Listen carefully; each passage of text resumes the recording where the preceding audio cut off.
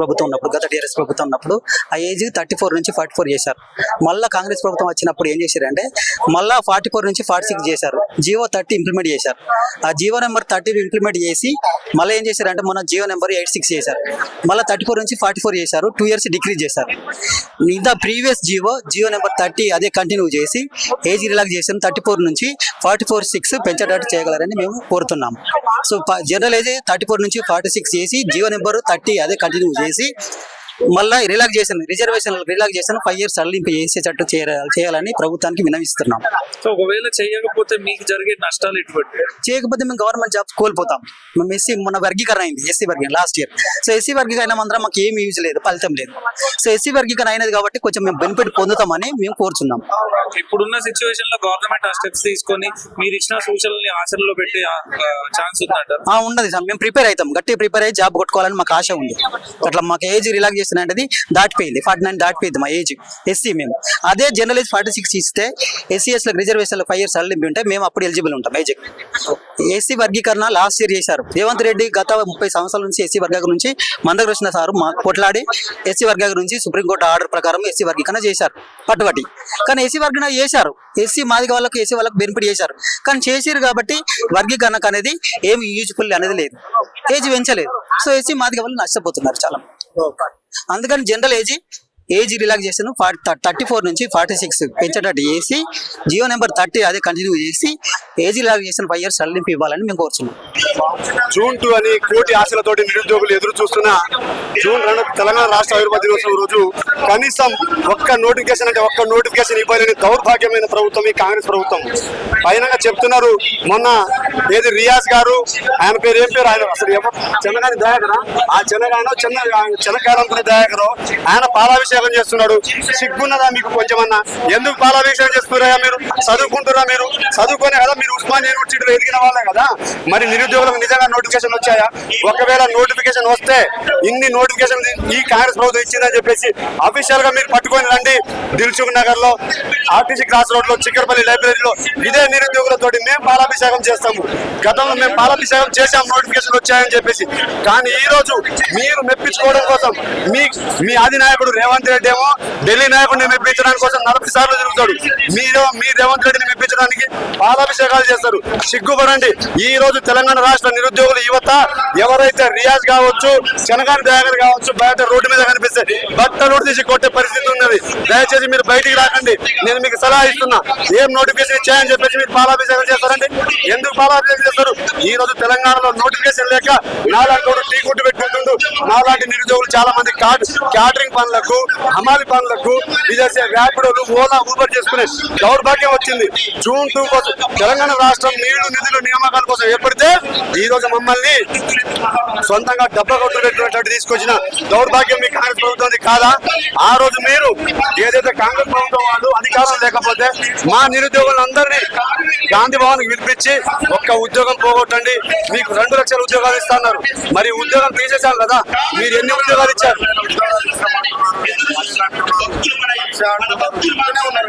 అంటారన్న వీళ్ళు సిగ్గులేని వీళ్ళు. వీళ్ళకు దున్నపోటు మీద వర్షం పడ్డట్టున్నది వీళ్ళ పరిస్థితి.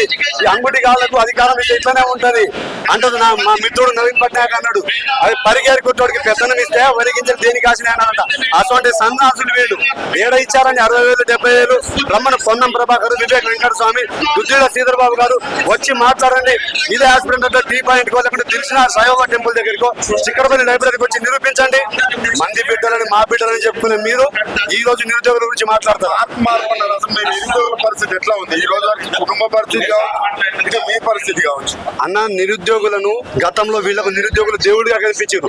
ఎందుకంటే ఇది ఏర్పడిన 1 సంవత్సరం 1 నెలలోనే ఇది నిరుద్యోగులు తలుచుకుంటే ఏర్పడిన ప్రభుత్వం అని చెప్పేసి దేవుడిగా కనిపించారు. ఇప్పుడు నిరుద్యోగులను ముంచుతున్నారు వీళ్ళు. ఎలా అంటే ఇటు నోటిఫికేషన్లు ఇవ్వక చంపుతున్నారు, మానసికంగా గ్రామాలకు వెళ్ళలేక. ఈ కొడుకులేమో 70,000, 80,000, 1,00,000 ఇచ్చా అంటారు.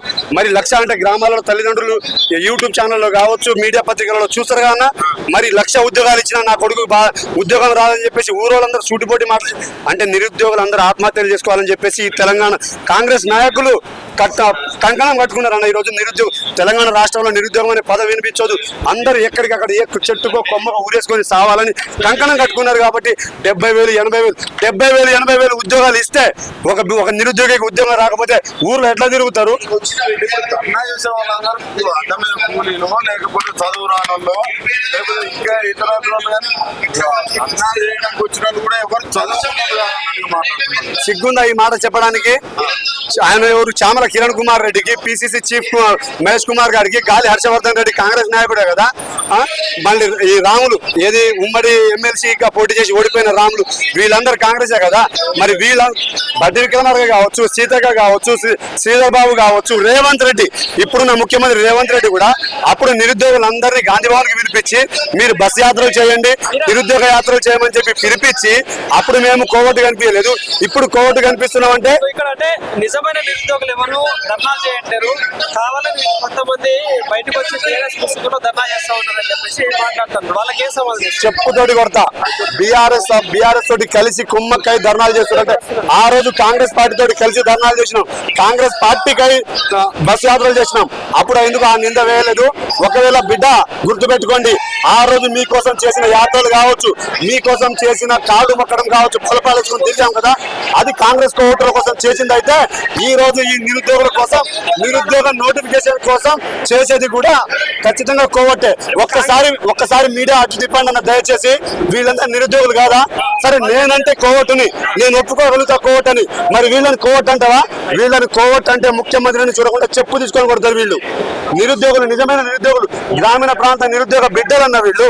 ఒక పూట తిండి లేక, సాయిబాబా టెంపుల్లో తిని రాత్రిలో అన్నం తినలేక, రూమ్ లో వండుకోలేక, గ్లాస్ నీళ్లు తాగి పడుకునే నిరుద్యోగులన్న ఒక్కసారి కవర్ చేయండి అన్న. ఈ రోజు మమ్మల్ని అంటున్నారు కదా మేము పెయిడ్ ఆర్టిస్టులని. ఇంత లక్షల మంది, ఈ రోజు వేల మంది తరలి వచ్చారు. వీళ్ళు పెయిడ్ ఆర్టిస్టులా?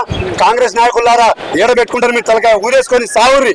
అంటే ప్రజాప్రభుత్వంలో అన్ని సంక్షేమ పథకాలు అందిస్తున్నారు, ఇంకా మిగిలిన కూడా అందుబాటులో అందిస్తున్నారు కూడా చెప్తున్నారు. నిధులకు సంబంధించి ఉపాధి కూడా ఈ 2.5 సంవత్సరాల్లో కాంగ్రెస్ ప్రభుత్వం లొడపీసు సంక్షేమ పథకాలు చేస్తుందా? ఏ లొడపీసు ఇచ్చిందండి? అఫీషియల్ గా కాంగ్రెస్ పార్టీ అధికారం వచ్చాక కూడా కాంగ్రెస్ పార్టీ ఏదైనా మంచి కార్యక్రమం చేసిందంటే మీరు చూపించండి. మీ మీడియా వాళ్ళకి అన్ని తెలుస్తాయి కదా. రేవంత్ రెడ్డి గవర్నమెంట్ ఏర్పడింది.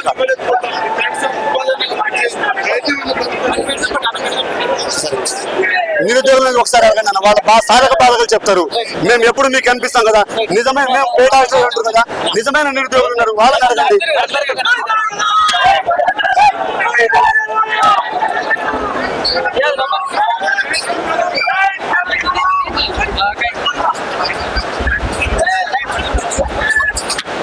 మహేష్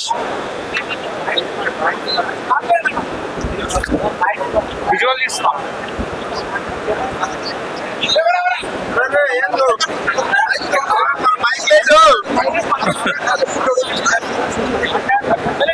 లోపల మాట్లాడుతాం.